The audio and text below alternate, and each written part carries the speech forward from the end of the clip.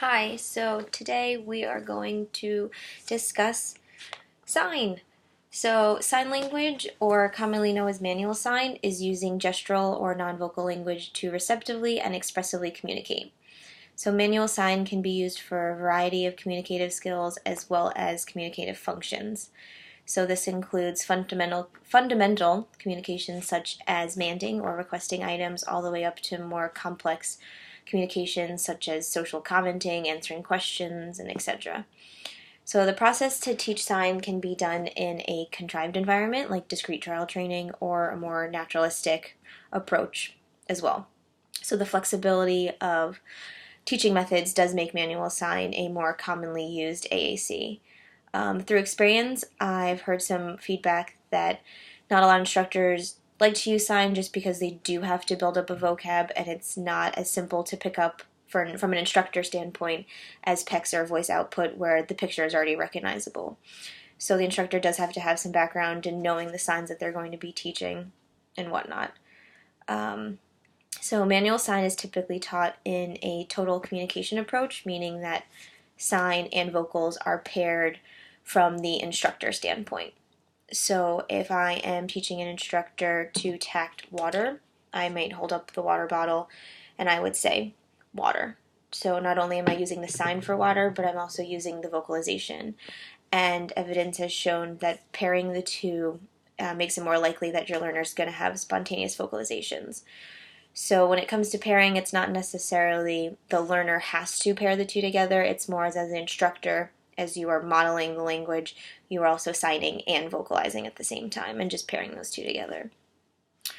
So there's an example, when it comes to choosing whether the communication approach of sign or manual sign is appropriate for your learner, there are two things that I think should be really considered. One, fine motor abilities. There are a lot of signs that are similar to each other and they do become more complex.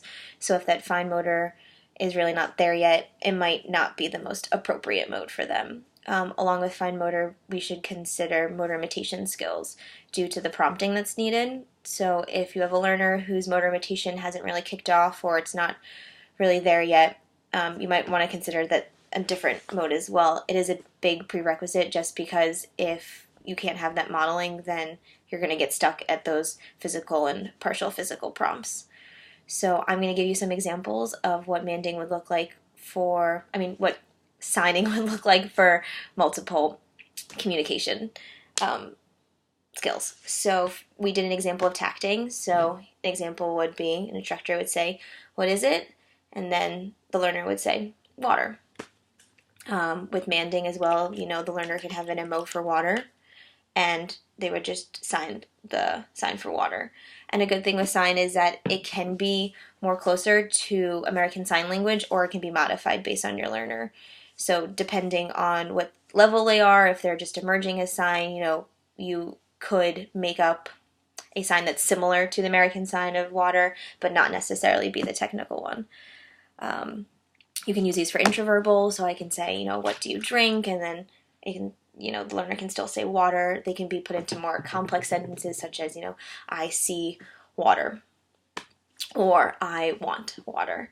So once again, sign has the ability to go from these simple one-word mans to having a full social communication skill and having full-blown conversations. And they could also be used receptively and expressively. You could say, "What is it?" and they could sign it. You can say, "Find the water," "Look for the water," and then they could point to it. So the flexibility of the mode is really appealing to a lot of people. So I hope this gave you some more insight about sign, and have a great night.